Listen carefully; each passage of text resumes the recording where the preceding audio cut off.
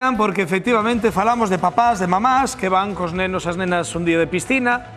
De repente os cativos chegan a casa con un pouco de mareo, con algo de dor de cabeza, incluso diarrea, e dicimos, que pasou? Que lle puido pasar ao raparigo para que me chegue así? E atención, Cristian, porque na piscina pode estar algunha das explicacións. Claro, ao final, nas piscinas e tamén, sobre todo, en embalses, en augas estancadas, que a veces soemos bañarnos no verán, porque, claro, ao final fai tanto a calor que xa non sabemos, vemos unha poza de auga e a leímos de cabeza. E os nenos, claro, teñen a facilidade sempre, porque encantanlle mergullarse, están ca cabeza debaixo da auga, todo lo fixemos de cativos, non? Collíamos a auga e para arriba, para baixo.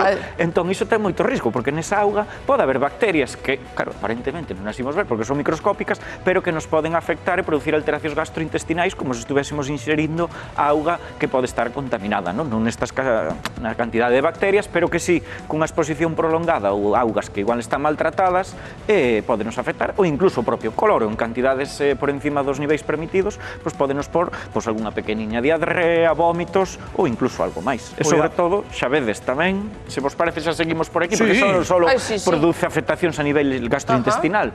Que típico tedes a veces cando chegamos da piscina aos nenos que lle dan os ouvidos, non? Por audite, moi fácil. Sobre todo hai xente, xa non só nenos, tamén maiores que teñen máis facilidade de que se lle produce este fenómeno, non? Porque non todos temos a formación do ouvido da mesma forma, non? Anatómicamente. Entón hai xente que é máis propensa a desarrollar este tipo de otite. Entonces sí que é moi recomendable empregar os tapóns, non? Moi recomendable. Non queda moi estético, pero bueno, ao final tampouco queda nada estética a dor que produce, a febre, o malestar nos neniños, porque nos arruinan todo o verán. Entón tamén, se non temos os tapóns, pois os típicos gorros de piscina, que sí que nas piscinas municipais, cando vamos á clase de natación, están moi recomendadas, pero a veces na praia, cando imos, olvidámonos. Pero que cubra as orellas, Que cubra as orellas, porque tamén a auga está moi fría, entón queda aí estancada e esas bacterias e fungos que ten a auga poden, sobre todo que a humidade se queda moito tempo, desenrolas aí todo iso. E sobre todo a importancia tamén das gafas para protexer os nosos ollos, non? Os ollos do cloro, especialmente, e da sal tamén a auga de mar. Cantos de vós, non? Debaixo de estar mergullando ou de bañarse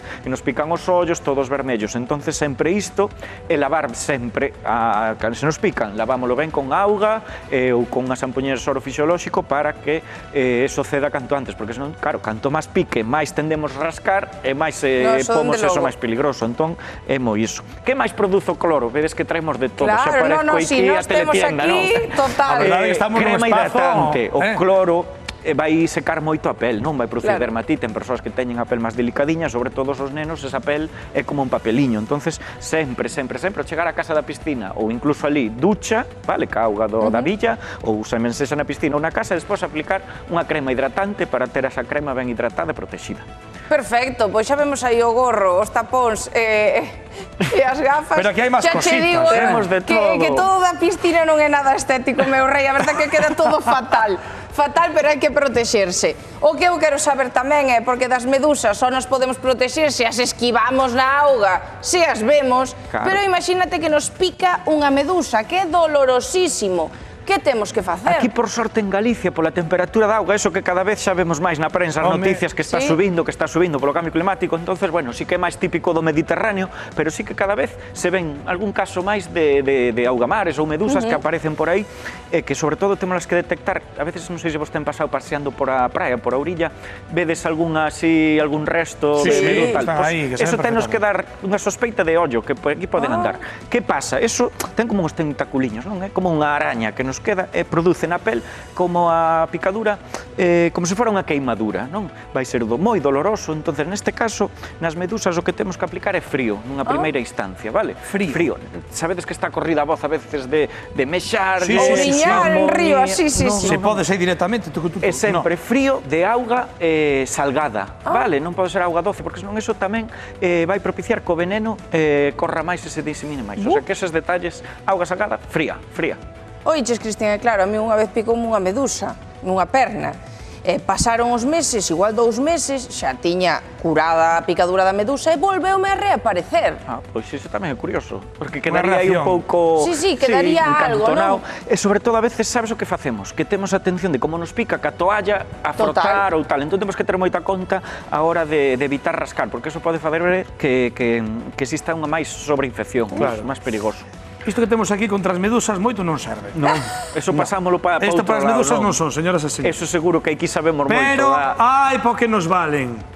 Fanequeiras, hai as fanecas, que aí sí que hai en Galicia bastante. Ai, sí. Esa hai moita, sobre Coidado. todo vas aí, non? Na orilliña, cando vamos paseando pincho que teñen. pola lanzada aí Sí, pola cando riña, está a porque, marea baixa, ollo. Que facemos cas a marea fanecas, baixa Cristian? teñen esa cor característica que se camuflan perfectamente, non as vemos. Entón vamos camiñando, pisámolas, e eso sí que é dolorosísimo, porque saímos da auga, temos que ir case a pata coxa, E que que non facemos? damos Tampouco camiñar. ouriñar? Aí nese caso non, nin ouriñar nin amoníaco, totalmente contraindicado. O que falábamos, no outro era frío, neste auga quente. Como a que temos aquí. Auga quente, e se temos o posto de socorro, Carai, está quente. está quente, Está quente, mínimo non estará. 45 Eu sempre teño grados. que meter os dediños, A unos 45 grados para neutralizar tamén, estamos falando dese veneno, neutralizámolo. Auga quente. Auga quente. Se temos o posto de socorro cerca, Doce ou debemos salgada? acudir. Neste caso, salgada tamén, sempre. Tamén salgada? Sí, sempre.